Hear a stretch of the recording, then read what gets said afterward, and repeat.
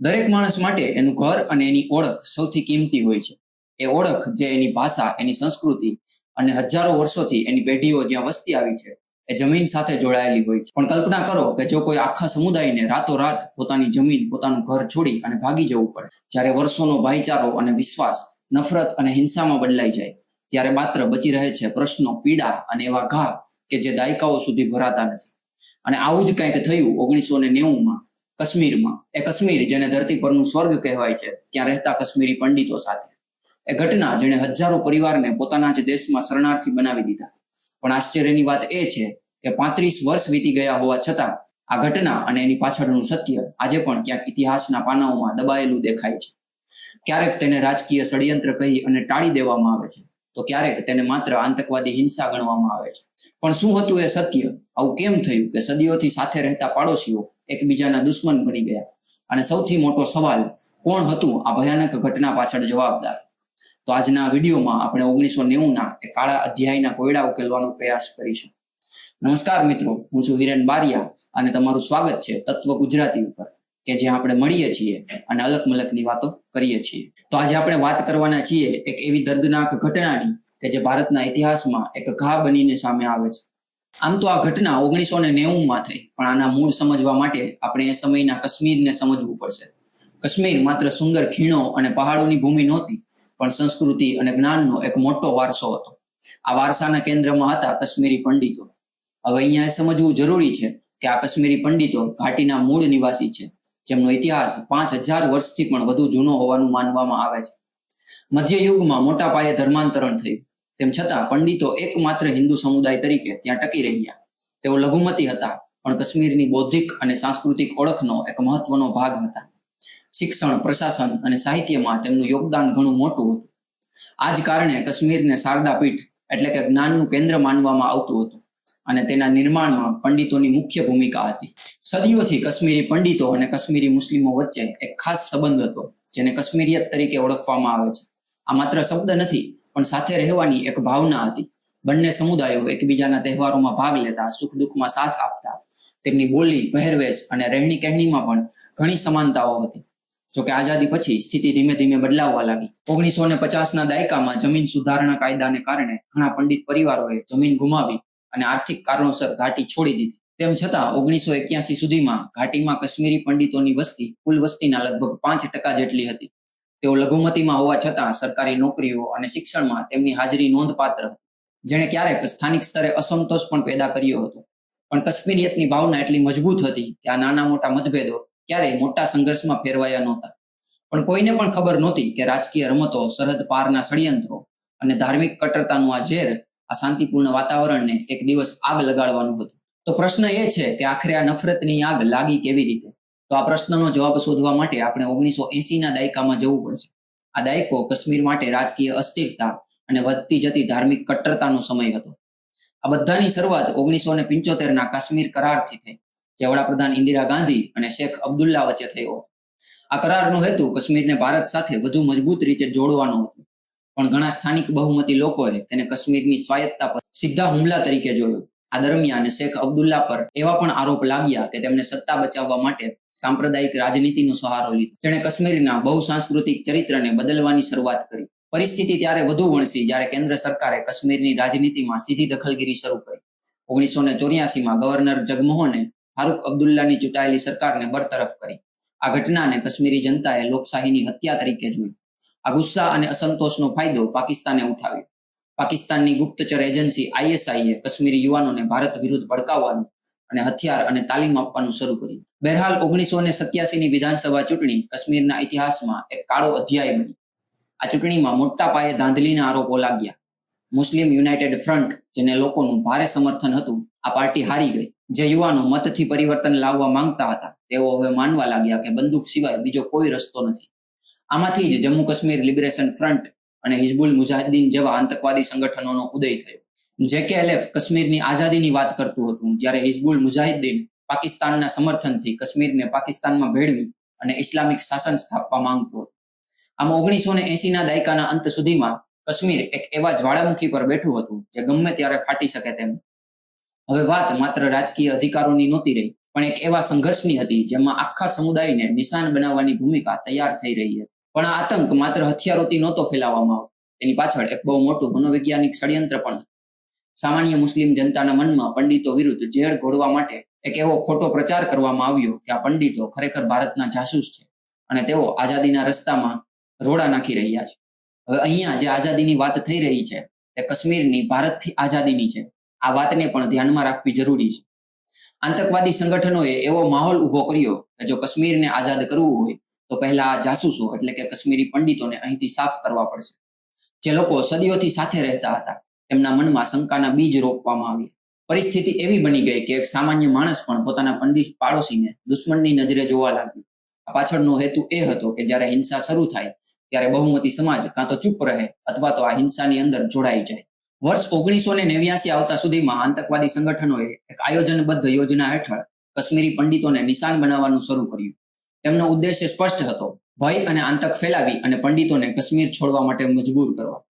અભિયાનની શરૂઆત થઈ બૌદ્ધિક અને પ્રભાવશાળી પંડિતોની ટાર્ગેટ કિલિંગથી. 14 સપ્ટેમ્બર 1989 ના રોજ ભાજપના નેતા અને વકીલ ટીકાલાલ ટપલુની શ્રીનગરમાં ગોળી મારી અને હત્યા કરવામાં આવી. આ પંડિત સમુદાયને એક સ્પષ્ટ સંકેત હતો કે અહીંયા કોઈ પણ સુરક્ષિત નથી. આ પછી 4 નવેમ્બર 1989 ના રોજ ન્યાયાધીશ નીલકંઠ ગંજુની હત્યા કરવામાં આવી. જજ નીલકંઠ ગંજુએ JKLFના સ્થાપક મકબૂલ ભટ્ટને CID ઓફિસર અમરચંદની હત્યાના ગુનામાં ફાંસીની સજા સંભળાવી હતી. ડિસેમ્બર 1989માં તત્કાલીન કેન્દ્રીય ગૃહમંત્રી મુફ્તી મોહમ્મદ સઈદની પુત્રી રૂબૈયા સઈદનું અપહરણ કરવામાં આવ્યું. સરકારે દબાણમાં આવી અને 5 ખતરનાક આતંકવાદીઓને છોડી મૂક્યા. આ ઘટનાએ આતંકવાદીઓના મનોબળને આસમાને પહોંચાડી દીધું. જે દિવસે આતંકવાદીઓ છૂટ્યા તે દિવસે કાશ્મીર ખીણમાં આતંકવાદીઓએ વિજય સરઘસ કાઢી. સામાન્ય જનતાના મનમાં એવો સંદેશ ગયો કે ભારત સરકાર નબળી પડી ગઈ છે અને આ જ ઉત્સાહમાં આતંકવાદીઓએ કાશ્મીરી પંડિતો પરના હુમલાઓ વધુ ઉગ્ર કરી દીધા. આ સાથે જ સ્થાનિક અખબારોમાં ખુલ્લેઆમ ધમકીભર્યા સંદેશ છપાવા લાગ્યા, જેમાં પંડિતોને ઘાટી છોડી દેવા અથવા તો પરિણામ ભોગવવા માટે તૈયાર રહેવાનું કહેવામાં આવતું. કાશ્મીરી પંડિતોના ઘરના દરવાજા પર પોસ્ટર ચોંટાડવામાં આવતા. મસ્જિદોના લાઉડસ્પીકર પરથી નફરત ફેલાવવામાં આવી રહી હતી. 1989ના અંત સુધીમાં ભયનું વાતાવરણ એવું બની ગયું કે કાશ્મીરી પંડિતો માટે પોતાના જ ઘરમાં રહેવું હવે અશક્ય બની ગયું. પોલીસ અને પ્રશાસન લગભગ નિષ્ક્રિય થઈ ગયું હતું. હવે માત્ર એક તણખાની જરૂર હતી જે આખા કાશ્મીરને સળગાવી શકે. 19 જાન્યુઆરી 1990 કાશ્મીરના ઇતિહાસની એક કાળી રાત્રિ, જેને કાશ્મીરી પંડિતો આજે પણ હોલોકોસ્ટ ડે તરીકે યાદ કરે છે. તે દિવસોમાં કાશ્મીરમાં આતંકવાદ ચરમસીમાએ હતો. આ સંજોગોમાં કેન્દ્ર સરકારે જગમોહન મલ્હોત્રાને ફરીથી જમ્મુ કાશ્મીરના ગવર્નર તરીકે નિયુક્ત કર્યા, જેઓ કડક પ્રશાસક તરીકે જાણીતા હતા.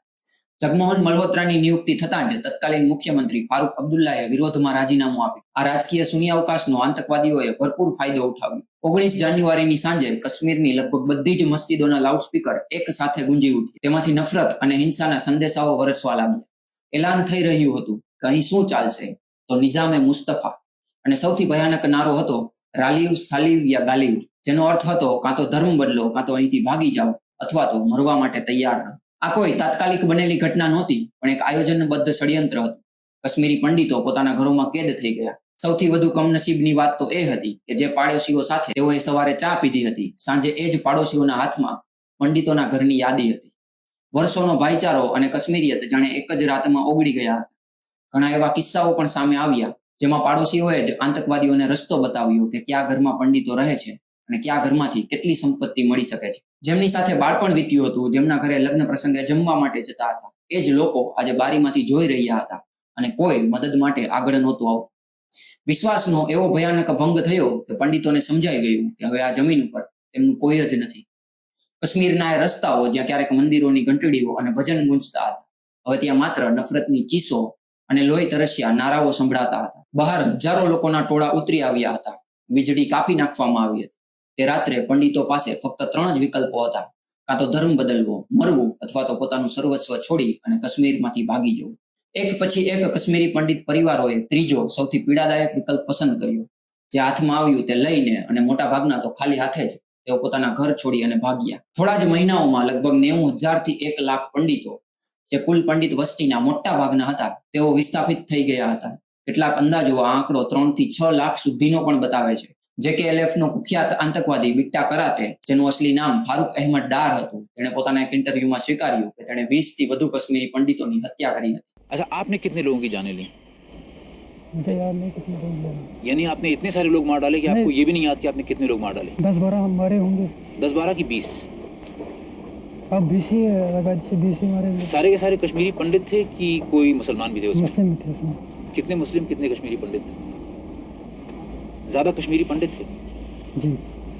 હવે અહીં એક કડવું સત્ય સ્વીકારવું જ પડશે. જો કશ્મીરી પંડિતોના નરસંહારમાં આતંકવાદીઓનો હાથ હતો તો તેમાં સ્થાનિક બહુમતી સમાજની નિષ્ક્રિયતા પણ એટલી જ જવાબદાર હતી. આતંકવાદીઓની સંખ્યા તો ગણી ગાંઠી હતી, પણ તેની સામે કાશ્મીરની જનતાની બહુમતી હતી. જો તે સમયે કાશ્મીરી મુસ્લિમોએ પોતાના પંડિત ભાઈઓ માટે ઢાલ બનીને ઉભા રહેવાનું નક્કી કર્યું હોત તો કદાચ કોઈ આતંકવાદીની હિંમત ન ચાલી હોત કે પંડિતોના ઘર સુધી પહોંચી શકે. પણ અફસોસ, કાશ્મીરિયતની વાતો કરનારા એ લોકોએ કાં તો મૌન સેવ્યું અથવા તો ડર કે લાલચમાં આવી અને આતંકવાદીઓનો સાથ આપ્યો. જે લોકો રક્ષણ કરી શકતા હતા તેઓ જ ભક્ષકોની યાદી બનાવી રહ્યા હતા, અને આ જ સૌથી મોટો વિશ્વાસઘાત હતો. અને અહીંથી જ શરૂ થાય છે આ ઘટનાની સૌથી ગૂંચવણવાળી વાત. કેટલાક લોકો આરોપ લગાવે છે કે ગવર્નર જગમોહન મલ્હોત્રાએ જાણી જોઈ અને પંડિતોને ભાગી જવા માટે પ્રોત્સાહિત કર્યા, જેથી તેઓ મુસ્લિમો વિરુદ્ધ કડક કાર્યવાહી કરી શકે. પરંતુ આ વાતમાં કોઈ ખાસ માલ છે નહીં, કારણ કે કાશ્મીરી પંડિતોના નરસંહાર પછી પણ ઘાટીમાં કોઈ એવી ખાસ લશ્કરી કાર્યવાહી નહોતી કરવામાં આવી. બીજી તરફ ઘણા પંડિતો માને છે કે જો ગવર્નર જગમોહન મલ્હોત્રાએ તેમને સુરક્ષિત બહાર નીકળવામાં મદદ ન કરી હોત તો તે રાત્રે વધુ મોટો નરસંહાર થયો હોત. સત્ય કદાચ આ બંનેની વચ્ચે ક્યાંક છે, પણ એક વાત સ્પષ્ટ છે કે પ્રશાસન પંડિતોને સુરક્ષા આપવામાં નિષ્ફળ રહ્યું અને તેમની કિંમત આખા સમુદાયે ચૂકવવી પડી. અહીં એક બીજો પણ મોટો પ્રશ્ન ઉભો થાય છે જેનો જવાબ આજે પણ કોઈ નથી આપતું. આજે ટીવી ડિબેટ્સમાં કે સ્ટેજ પર બેસીને જે મૌલાનાઓ અને વિદ્વાનો ગંગા જમુની તહેજીબ અને ભાઈચારાની મોટી મોટી વાતો કરે છે તેઓ કાશ્મીરી પંડિતોના મુદ્દે કેમ મૌન થઈ જાય છે? કેમ તેઓ ક્યારેય ખુલીને સ્વીકારતા નથી કે 1990માં કાશ્મીરની ધરતી પર આ ભાઈચારો અને આ તહેજીબ સંપૂર્ણપણે નિષ્ફળ ગઈ હતી? જ્યારે મસ્જિદોમાંથી પંડિતોને કાઢી મૂકવાના નારા લાગતા હતા ત્યારે આ ગંગા જમની તહેજીબ ક્યાં ગઈ હતી? સત્ય તો એ છે કે ભાઈચારો હંમેશા બંને બાજુથી હોય છે. જ્યારે એક આખો સમુદાય રસ્તા પર રઝળતો હતો ત્યારે આ તહેજીબની વાતો કરનારાઓએ મૌન પાડી અને એક રીતે અત્યાચારને જ મંજૂરી આપી હતી.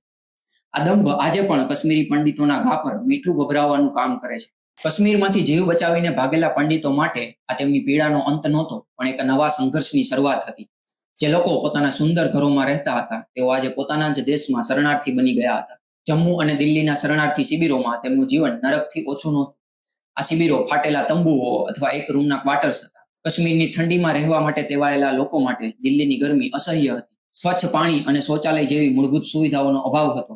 ગંદકી અને ગરમીના કારણે ઘણા વૃદ્ધો અને બાળકો બીમારી, લૂ લાગવાથી અથવા તો સાપના કરડવાથી મૃત્યુ પામ્યા હતા. આર્થિક સંઘર્ષ પણ ઘણો મોટો હતો. જેઓ કાશ્મીરમાં શિક્ષક, ડોક્ટર કે અધિકારી હતા તેઓ હવે બેરોજગાર હતા. તેમણે પરિવારનું પેટ ભરવા માટે મજૂરી કરવી પડી. પણ શારીરિક કષ્ટો કરતાં વધુ પીડાદાયક હતો માનસિક આઘાત. પોતાની ઓળખ અને માતૃભૂમિ ગુમાવવાનું એ દુઃખ તેમના મન પર ઊંડો ઘા કરી ગયું હતું. મહિલાઓ પર થયેલી બર્બરતાની યાદો તેમને સતત સતાવતી હતી. જૂન 1990માં ગિરિજા ટિક્કુ નામની એક શિક્ષિકાનું અપહરણ કરી સામૂહિક બળાત્કાર ગુજાર્યા બાદ જીવિત અવસ્થામાં જ તેને કરવતથી કાપી નાખવામાં આવી. એ જ રીતે કવિ સર્વાનંદ કોલ, જેમણે ગીતોનો કાશ્મીરીમાં અનુવાદ કર્યો હતો, તેમના પુત્ર સાથે નિર્દયતાથી હત્યા કરવામાં આવી. આ બતાવે છે કે આતંકવાદીઓ માત્ર લોકોને જ નહીં પરંતુ કાશ્મીરની સંસ્કૃતિને પણ નષ્ટ કરવા માંગતા હતા. આ દુર્ઘટનામાં સૌથી મોટો ભોગ કાશ્મીરી પંડિત મહિલાઓએ બનવું પડ્યું હતું. આતંકવાદીઓ માટે મહિલાઓ પરનો અત્યાચાર એ માત્ર હિંસા નહીં પણ આખા સમુદાયના મનોબળને તોડી નાખવાનું એક હથિયાર હતું. સાર્વજનિક સ્થળો પર મહિલાઓનું અપમાન કરવામાં આવતું અને ઘણી દીકરીઓ સાથે જે બર્બરતા થઈ તે લખતા કે બોલતા પણ આજે ધ્રુજારી છૂટી જાય છે. આ સામૂહિક અત્યાચારોનો હેતુ એટલો જ હતો કે પંડિતો ફરી ક્યારેય કાશ્મીરમાં પાછા આવવાનું વિચારે નહીં. એ સમયે જે માનસિક અને શારીરિક આઘાત આ મહિલાઓએ સહન કર્યો તેની પીડા કદાચ કોઈ પણ સ્ક્રિપ્ટ કે કોઈ ફિલ્મ ક્યારેય પૂરેપૂરી રીતે રજૂ નહીં કરી શકે. આ બધી વેદના વચ્ચે પણ પંડિત સમુદાયે હાર ન માની. તેમણે શિક્ષણને પોતાનું હથિયાર બનાવ્યું. શિબિરોની મુશ્કેલ પરિસ્થિતિઓમાં પણ તેમણે પોતાના બાળકોને ભણાવવાનું ચાલુ રાખ્યું.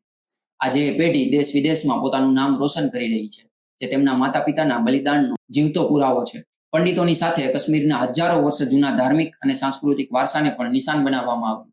સદીઓ જૂના મંદિરોને કાં તો તોડી નાખવામાં આવ્યા અથવા તો તેને અપવિત્ર કરવામાં આવ્યા. માં શારદાની એ ભૂમિ પર જ્યાં જ્ઞાન અને શાંતિનો વાસ હતો ત્યાં હવે મૂર્તિઓ ખંડિત હાલતમાં પડી હતી. લાઇબ્રેરીને સળગાવી દેવામાં આવી અને પંડિતોના જે ખાલી પડેલા મકાનો હતા તેમના પર કબજો કરી લેવામાં આવ્યો અથવા તો તેને ખંડેર બનાવી દેવામાં આવ્યા. આ માત્ર એક પલાયન નહોતું, પણ કાશ્મીરની ધરતી પરથી પંડિતોના અસ્તિત્વના દરેક નિશાનને ભૂસી નાખવાનો એક ક્રૂર પ્રયાસ હતો. આજે આ ઘટનાને 35 વર્ષથી વધુ સમય વીતી ચૂક્યો છે. એક આખી પેઢી શરણાર્થી તરીકે મોટી થઈ ગઈ છે, જેમણે ક્યારેય પોતાનું પૈતૃક ઘર જોયું નથી. પણ આટલા વર્ષો પછી પણ ન્યાય અને ઘર વાપસીની તેમની રાહનો અંત નથી આવ્યો.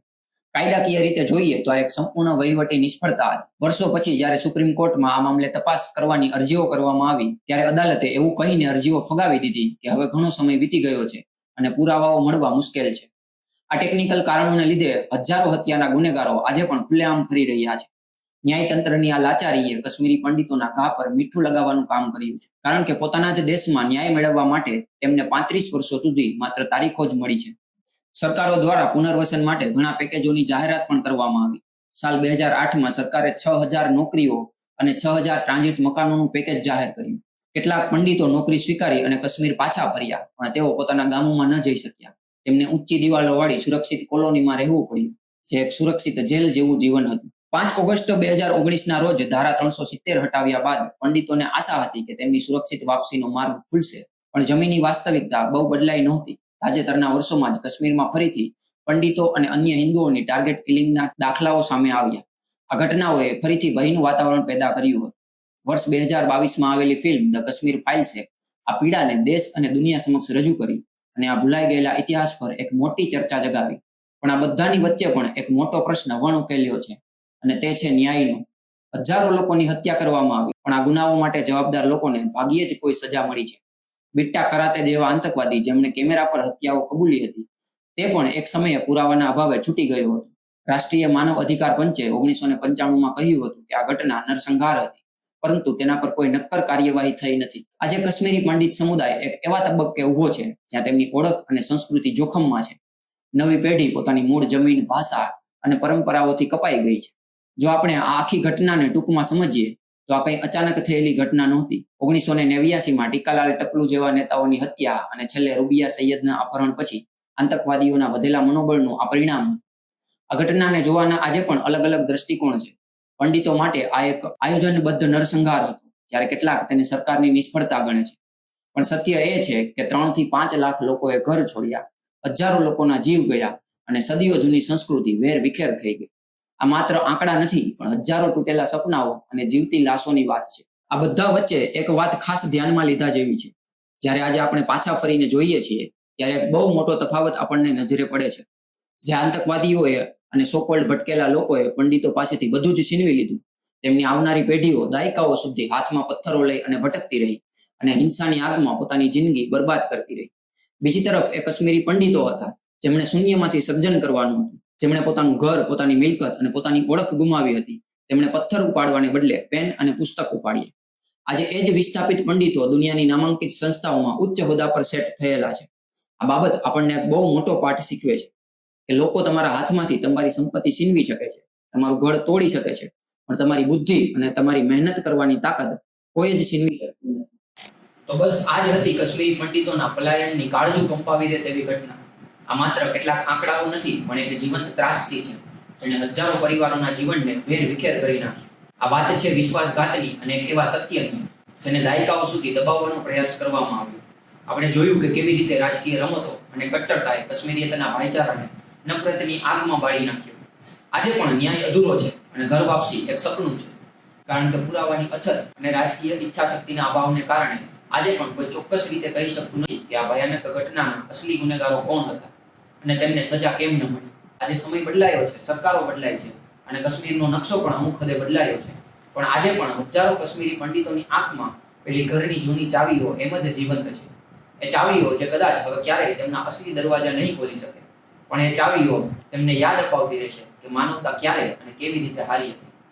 ઘર બદલાયા, શહેર બદલાયા, પણ માતૃભૂમિની એ સુગંધ આજે પણ એમના શ્વાસમાં જીવંત છે.